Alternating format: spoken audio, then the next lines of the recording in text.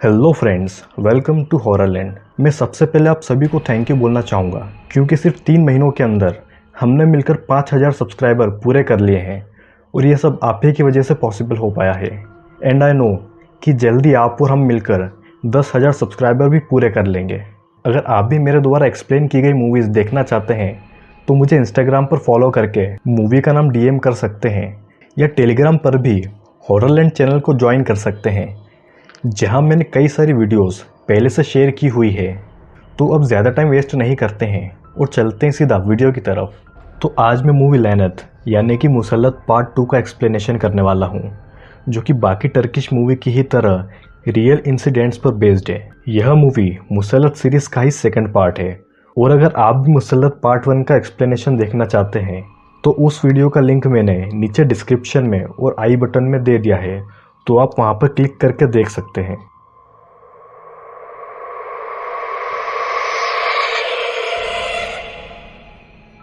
Movie की starting scene में हमें कई सारे फोटोग्राफ्स दिखाए जाते हैं, जिन्हें देखकर साफ पता चल रहा था कि ये फोटोग्राफ्स काफ़ी पुराने समय के हैं और एक टेक्स्ट स्क्रीन पर शो होता है जो कि टर्किश लैंग्वेज में लिखा हुआ था, जिसका मतलब ये होता है कि फिल्म में सभी कैरेक्टर्स के नाम कानूनी कारणों के चलते बदल दिए गए हैं।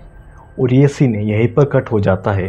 अगले सीन में हम एक औरत को देखते हैं जो कि कुछ मंत्र बड़बड़ा रही थी और 3 आदमी उसके साथ साथ चल रहे थे। उन आदमियों के बीच हो रही बातचीत से हमें ये पता चलता है कि वो औरत तंत्र मंत्र करने वाली एक तांत्रिका थी जो कि काला जादू करती थी और वे सभी वहाँ पर जमीन में दफन खजाने की तलाश में आए थे, जिसके बारे में उस औरत को एक जिन्न की मदद से पता चला था। वो औरत एक जगह पर आकर रुकती है और जमीन पर गोल निशान बनाती है। वो एक खाली प्याले में टोना टोटका करती है, जिससे कि उसे ये पता चलता है कि खजाने की रखवाली करने वाले जिन्न उस खजाने को कहीं और ले गए हैं। और उस औरत की एक जोरदार चीख के साथ ये सीन यहीं पर कट कर दिया जाता है। अगले सीन में हम यह देखते हैं कि एलिफ नाम की एक लड़की अपने रूम में उसकी बेस्ट फ्रेंड ओयकू के साथ बैठी बातें कर रही होती है। दरअसल ओयकू का हाल ही में ब्रेकअप हुआ था और वो अपने दिल को हल्का करने के लिए आज की रात अपने बेस्ट फ्रेंड के घर रुकने वाली थी। एलिफ ओयकू को यह बताती है कि उसने पिछली रात एक अजीब सा सपना देखा, जिसमें वो अपने घर के किचन में थी और फ्रीज़र में उसको एक लंबे पैरों वाली मकड़ी यानी कि लॉन्ग लेग स्पाइडर दिखी। जब उसने उस मकड़ी को फ्रीजर से बाहर निकाला तो उसे यह महसूस हुआ कि किसी ने उस मकड़ी के पैर कैंची की मदद से काट दिए हो, जिसे सुनकर ओयकू एलिफ से ये कहती है कि उसने अपनी दादी से एक बात सुनी थी, जिसमें उसकी दादी के अंकल ने एक औरत को मकड़ी के पैर कैंची से काटते हुए देखा था, जिससे कि उस अंकल की मदर इन लॉ पर स्पेल किया गया था। इसके ठीक अगले दिन बाद उसकी मदर इन लॉ गायब हो गई और कुछ हफ्तों बाद जंगल में एक आदमी को एक बूढ़ी औरत दिखी जिसके पैर कटे हुए थे और वो औरत उस आदमी को देखकर अपने हाथों की मदद से वहाँ से भाग गई। और वो आदमी जिसने कि उस कटे पैर वाली औरत को देखा था, वो उस हादसे के बाद से पागल हो गया। एलिफ और ओयकू बात कर ही रही थी कि अचानक रूम का दरवाज़ा खुलता है और एलिफ की मॉम उन्हें डिनर के लिए बुलाने आ जाती है, जिससे कि वो दोनों काफ़ी डर जाती है। इधर डिनर के बाद एलिफ की मॉम और डैड अपने रूम में बातें कर रहे थे कि क्या वो एलिफ के साथ सही कर रहे हैं या उन्हें उससे सब कुछ बता देना चाहिए। और इतने में एलिफ को बाथरूम में अस्थमा का अटैक आता है और सब उसे पंप से मेडिसिन देने में मदद करते हैं और वो पहले की तरह नॉर्मल होती है। अगले दिन एलिफ अपने बॉयफ्रेंड जेंग से मिलती है, जहां जेंग उसे एक पेंडेंट देता है जिसमें बड़ी खूबसूरती से एलिफ नाम लिखा हुआ था। जेंग से मिलने के बाद एलिफ सुपरमार्केट से कुछ सामान और एग्स लेती है और घर आकर एग्स को बॉक्स से निकालकर फ्रिज में रखते समय एक एग एलिफ के हाथ से ज़मीन पर गिर जाता है और एलिफ जब उस एग को उठाती है तो हैरान हो जाती है कि इतनी ऊपर से गिरने के बाद भी वो एग बिल्कुल भी नहीं टूटा। एलिफ उस एग को भी फ्रिज में रख देती है और फ्रिज बंद करके मुड़ती है कि तभी उसे मकड़ी के पैरों को कैंची से काटे जाने का और वो कटे पैर वाली औरत का विजन आता है और एलिफ बेहोश होकर वहीं ज़मीन पर गिर जाती है। इस हादसे के कुछ देर बाद एलिफ की मॉम आकर एलिफ को उठाती है और जो एग एलिफ के हाथ से गिर गया था वो अभी भी उस ज़मीन पर टूटा हुआ पड़ा था। मतलब कि जो एग अभी अभी एलिफ ने फ्रिज में रखा था वो दरअसल एक विजन था। कुछ देर बाद एलिफ के घर पर एक लेडी आती है जो कि फॉर्चून टेलर थी। वो एक चाय के कप में देखकर एलिफ की मॉम को भविष्य बता रही थी और एलिफ की मॉम के बारे में एक एक बातें सच सच बता रही थी। वो फॉर्चून टेलर एलिफ की मॉम से उसकी माँ के बारे में पूछती है, जिस पर वो बताती है कि एलिफ के पैदा होने के बाद उसके पिताजी कुछ ही हफ्तों में चल बसे थे, जिसका जिम्मेदार उसकी मॉम एलिफ को बताती थी। फॉर्चून टेलर एलिफ की माँ से कहती है कि इस घर में उसे डार्क एनर्जी फील हो रही है और वो इसको दूर कर सकती है, और इतने में एलिफ वहाँ से गुजरती है, जिसके कारण फॉर्चून टेलर को वहाँ से जाना पड़ता है। एलिफ एक आर्टिस्ट थी और अपने कमरे में आकर अपनी स्केचिंग कर रही थी कि पास ही के फिश टैंक की मछली उसके पास आकर रुक जाती है और एलिफ को घूरती है, जो कि काफ़ी अजीब लग रहा था। और जब रात को एलिफ अपने कमरे में सो रही थी तो उसके आसपास मक्खी मंडराती है, जिसे वो खिड़की से बाहर कर देती है, लेकिन उसे खिड़की से अपनी तरफ एक औरत आती दिखती है, जिसे देखकर एलिफ डर जाती है और वापस अपने कमरे में सोने चली जाती है।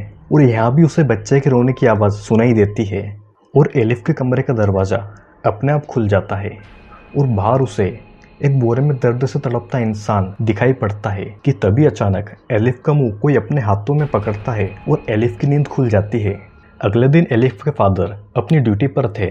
दरअसल वे एक डॉक्टर थे और ऑपरेशन थिएटर से ऑपरेशन करके बाहर आते हैं और अपने सीनियर डॉक्टर, जो कि उनके भाई भी थे, वे उनसे मिलते हैं। वो एलिफ के फादर से यह कहते हैं कि एलिफ को सब कुछ सच सच बता देना चाहिए, और ये सीन यहीं पर कट कर दिया जाता है। मतलब कि साफ नज़र आ रहा था कि दाल में कुछ काला ज़रूर है। इधर एलिफ अपने बॉयफ्रेंड जेंग के साथ वेकेशन पर गई हुई थी, क्योंकि वो काफ़ी डिस्टर्ब रहने लगी थी, लेकिन यहाँ भी उसे कोई खास आराम नहीं मिलने वाला था।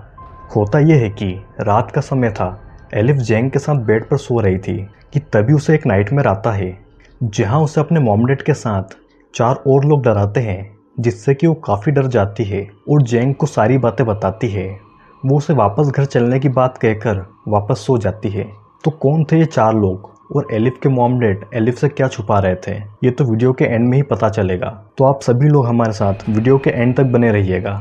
अब एलिफ जेंग के साथ अपने घर वापस लौट रही थी और वो फ़ोन पर अपने मॉम डैड को वापस आने की खबर देती है। एलिफ के मॉम डैड, जो इस वक्त कार चला रहे थे, वो कार रोकते हैं और एलिफ से फ़ोन पर बात करते हैं कि अचानक पीछे से एक ट्रक आकर एलिफ की मॉम डैड की कार को कुचल देता है, जिससे कि दोनों की मौत हो जाती है और एलिफ अपने माँ बाप को खो देती है। अपने मॉम डैड के फ्यूनरल के बाद एलिफ अपने घर पहुँचती है, जहाँ बस उसके मॉम डैड की यादें थी। वो अपने मॉम डैड की पुरानी चीज़ें देख रही थी, जहाँ उसे कपड़ों के कबर्ड में एक अखरोट दिखता है, जिसके अंदर कुछ कागज़ थे जिन पर अरबी भाषा में कुछ लिखा हुआ था। एलिफ ओयकू के साथ एक जानकार के पास जाती है और उसे वो स्पेल वाले कागज़ दिखाती है, जिसे देखने के बाद जानकार उन्हें बताता है कि ये कोई काला जादू नहीं है, बल्कि उसकी रक्षा के लिए किया गया स्पेल है।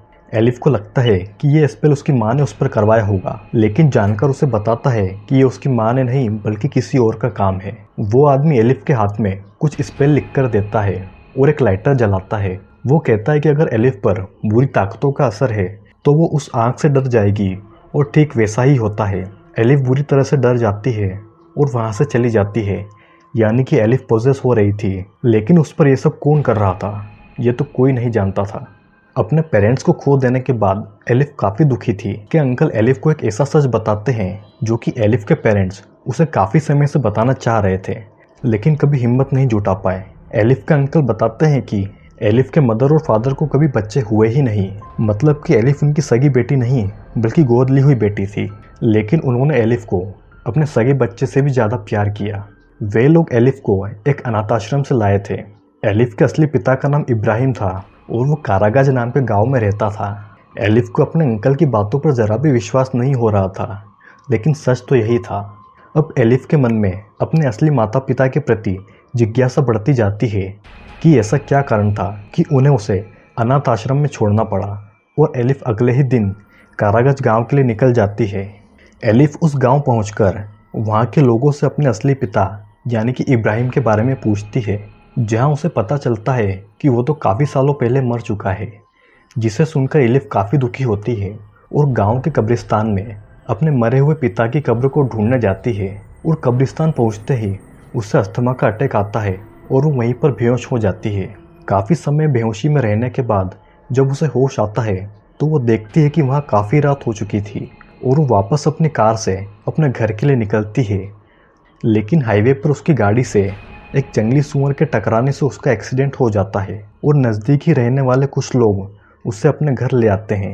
इधर ओइकू अपने बाथरूम में पानी से अपना चेहरा साफ कर रही थी, लेकिन उसके पीछे काली सी परछाई खड़ी थी जिसका उसे एहसास होता है और वो पीछे पलटती है तो उसकी आंखें बिल्कुल सफ़ेद हो जाती है और उसका चेहरा काफ़ी भयानक हो जाता है, जिसके बाद सीन यहीं पर कट कर दिया जाता है। अगले दिन एलिफ उस आदमी से कारागज गांव के बारे में पूछती है जो उसे बचाकर यहाँ लाया था। वो उसे बताता है कि अब कारागज गांव में 10 से 15 लोग के अलावा कोई नहीं रहता और कारागज गांव पूरा खाली हो चुका है। एलिफ उस आदमी से इसका कारण पूछती है, जिस पर वो आगे बताता है कि 25 साल पहले एक औरत अपने पति और बच्चे के साथ यहाँ आई थी, लेकिन कुछ ही समय बाद उसका पति और बच्चे दोनों गायब हो गए। सबका मानना यह था कि उसने जिन्न को काबू करने के लिए उन दोनों की बलि चढ़ा दी और लोग उसके पास खजाने की तलाश और दूसरों पर ब्लैक मैजिक करवाने उसके यहाँ आने लगे। वो औरत उसके बदले में जानवर की बलि दिया करती थी।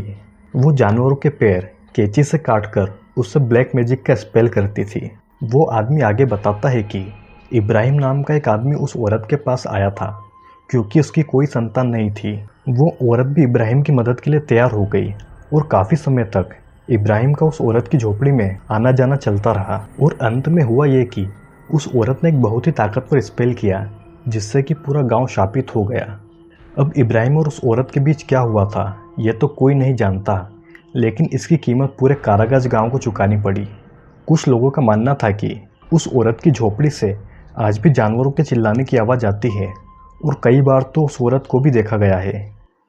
एलिफ उस आदमी से कहती है कि क्या वो उसके कारागज गांव जाने में मदद कर सकेंगे, जिस पर वो आदमी कहता है कि उसका बेटा रेजेप शाम को उसे वहां छोड़ देगा। इधर ओइकू और जेंग किसी को नहीं पता था कि आखिरकार एलिफ है कहाँ। ओइकू जेंग को रात में उसके साथ हुई घटना के बारे में बताती है और उसे लग रहा था कि इस घटना का कोई कनेक्शन एलिफ से तो नहीं। जेंग को एलिफ के अंकल से इन्फॉर्मेशन मिलती है कि उसे अपने असली माँ बाप के बारे में पता चल गया है और वह ये अनुमान लगाता है कि एलिफ कारागज गांव अपने असली माँ बाप को ढूंढने गई होगी और जेंग ओइकू के साथ कारागज गांव के लिए निकल जाता है, जो कि उनके शहर से 8 घंटे की दूरी पर था। गांव के नज़दीक पहुंचते ही जेंग की कार की हेडलाइट्स अपने आप बंद हो जाती है और वो बाहर जाकर गाड़ी की लाइट चेक करता है और जब हेडलाइट वापस चालू होती है तो अंदर बैठी ओइकू को सामने कई सारे लोग सड़क के बीच बैठे दिखते हैं। जेंग उनकी तरफ जाने लगता है और उनमें से एक औरत उठकर कार की तरफ आती है और उस औरत की जगह पर जेंग जाकर बैठ जाता है। फिर वो औरत ओइकू की तरफ आती है जो कि काफ़ी डरावनी लग रही थी और ओइकू से अरबी भाषा में कुछ कहे जा रही थी। इधर एलिफ रेजेप के साथ कारागज गांव पहुंच चुकी थी और वो सामने जेंग को देखकर चौंक जाती है। जेंग एलिफ से कुछ नहीं कहता, बस अपने पीछे आने को कहता है और एलिफ भी ठीक वैसा ही करती है। जेंग एक झोपड़ी के अंदर जाकर गायब हो जाता है जहां काफ़ी अंधेरा था और एलिफ लाइटर की रोशनी के सहारे अंदर जाती है और अंदर से एलिफ को कोई जानी पहचानी आवाज़ सुनाई दे रही थी जो लगातार उसे बुला रही थी। एलिफ उस आवाज़ का पीछा करते करते एक कमरे में पहुंचती है जहां उसे 2 औरतें दिखाई देती है जो काफ़ी भयानक थी और यहीं से खुलते हैं मूवी के असली राज। मूवी की स्टोरी 27 साल पीछे चली जाती है जहां इब्राहिम और उसकी वाइफ अपने माता पिता और एक बहन के साथ बैठकर खाना खा रहे थे, लेकिन कोई उन दोनों से बात नहीं कर रहा था क्योंकि उनकी शादी के कई साल बाद भी उन्हें अभी तक बच्चा नहीं हुआ था और इब्राहिम के बूढ़े माँ बाप अपने पोते की शक्ल देखना चाहते थे। अपने माता पिता के इस तरह के बर्ताव के चलते इब्राहिम अपनी पत्नी से कहता है कि वो झोपड़ी वाली तांत्रिक औरत के पास जाएगा क्योंकि उसे लगता है कि वो औरत उनकी मदद कर सकती है, लेकिन इब्राहिम की पत्नी इसके बिल्कुल खिलाफ थी क्योंकि पूरे गांव वालों को पता था कि वो औरत अपनी काले जादू से कई बुरे काम करती है। लेकिन इब्राहिम उसे यह कहकर मना लेता है कि उनके पास इसके अलावा कोई रास्ता नहीं है। वो पहले भी कई हकीमों और ओझा के पास जा चुके हैं, लेकिन उनकी परेशानी का हल नहीं हुआ।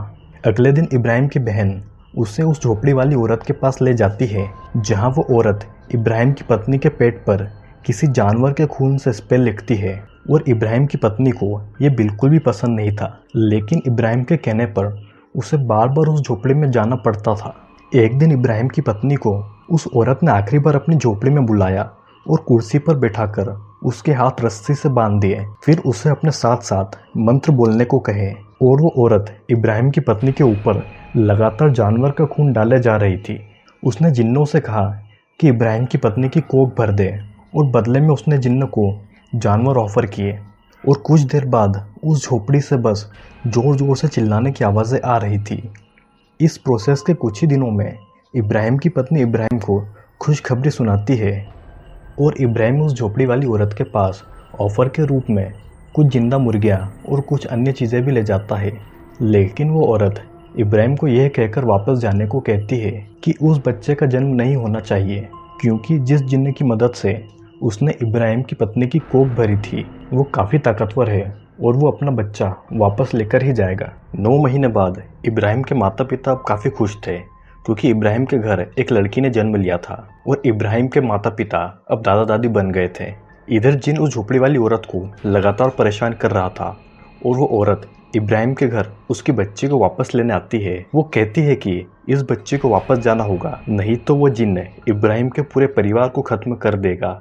लेकिन इब्राहिम उस औरत की बात को न सुनकर उसे वहाँ से धक्के मार के भगा देता है। लेकिन वो औरत जैसे तैसे इब्राहिम की बच्ची को चुराकर वहाँ से ले आती है और अपनी झोपड़ी में उसे ख़त्म करने ही वाली होती है कि इब्राहिम वहाँ पर पहुँच जाता है और उस औरत को बोरे में बंद करके बहुत पीटता है और अपनी बच्ची को वहाँ से वापस लाकर अपने घर के पीछे गड्ढा खोदता है, जिसमें कि वो अपने बूढ़े माँ बाप को जिंदा दफना देता है। और अंदर घर में इब्राहिम की पत्नी और इब्राहिम की बहन दोनों फांसी लगाकर आत्महत्या कर लेते हैं और अंत में इब्राहिम भी मारा जाता है और बस बचती है तो सिर्फ वो बच्ची, यानी कि एलिफ। मतलब कि एलिफ ही इब्राहिम की, या यूं कहें कि जिन्न की शापित बेटी थी। आखिरी सीन में हम देखते हैं कि एलिफ उस बूढ़ी औरत की गोद में सिर रखकर बैठी है और मूवी यहीं पर ख़त्म हो जाती है। और एंड में एक मैसेज दिखाया जाता है, जिसका मतलब यह था कि इस घटना के बाद एलिफ किसी को भी नहीं दिखी और आज तक लापता है। तो दोस्तों, एलिफ असल में एक शापित बच्ची थी, जिसकी बॉडी तो इंसानी थी लेकिन सोल दूसरी दुनिया की थी, जिसे कि जिन्न वापस अपनी दुनिया में ले जाना चाहता था। एलिफ के स्टेप पेरेंट्स ने उसे सुरक्षित करने के लिए एक स्पेल करवाया था जिससे कि वो बची रहे, लेकिन एलिफ के बाहर जाते ही स्पेल टूट गया और एलिफ के स्टेप पेरेंट्स को जान गंवानी पड़ी। और जब एलिफ को अपनी असलियत का पता चला तो धीरे धीरे वो भी पोजेस हो गई। एलिफ के असली फादर इब्राहिम थे और उसने उस झोपड़ी वाली औरत के मना करने के बाद भी अपनी बच्ची को जन्म दिया, जिसे वापस पहुंचाने की कोशिश उस औरत ने की तो थी, लेकिन इब्राहिम ने उसे मार डाला। और वापस घर आते आते इब्राहिम का पूरा परिवार पॉजेस्ड हो गया और एलिफ को छोड़कर बाकी सभी लोग मारे गए। एलिफ उस झोपड़ी में ही जन्मी थी और वहीं से वापस जिन्न की दुनिया में जा सकती थी। इसीलिए जिन्न ने ऐसी सिचुएशन क्रिएट की जिसमें एलिफ खुद चलकर उस औरत की झोपड़ी तक आई। जिन्न बिना किसी वजह के किसी को नहीं मारते और उस जिन्न ने भी इंतजार किया कि एलिफ के स्टेप पेरेंट्स एलिफ को सच बताएंगे और वो अपनी फैमिली को ढूंढते ढूंढते कारागार जरूर आएगी, लेकिन ऐसा हुआ ही नहीं। इसीलिए जिन्न ने पहले एलिफ के स्टेप पेरेंट्स को मारा ताकि एलिफ को अपने अंकल से उसकी सच्चाई का पता चले और वो कारागार गांव वापस चली आए। और कारागार गांव में उस औरत की झोपड़ी में आते ही एलिफ गायब हो गई, यानी कि जिन्न की दुनिया में चली गई। मूवी की स्टार्टिंग में जो पुराने फोटोग्राफ्स दिखाए गए थे वो असल ज़िंदगी की एलिफ और उसके माँ बाप के थे, जिनके साथ ये दर्दनाक घटना हुई थी। तो दोस्तों, कैसा लगा आज का वीडियो कमेंट में ज़रूर बताइएगा और वीडियो को लाइक और शेयर करके हमारे चैनल को सब्सक्राइब ज़रूर कीजिएगा, क्योंकि और भी वीडियोस जल्दी ही आने वाले हैं।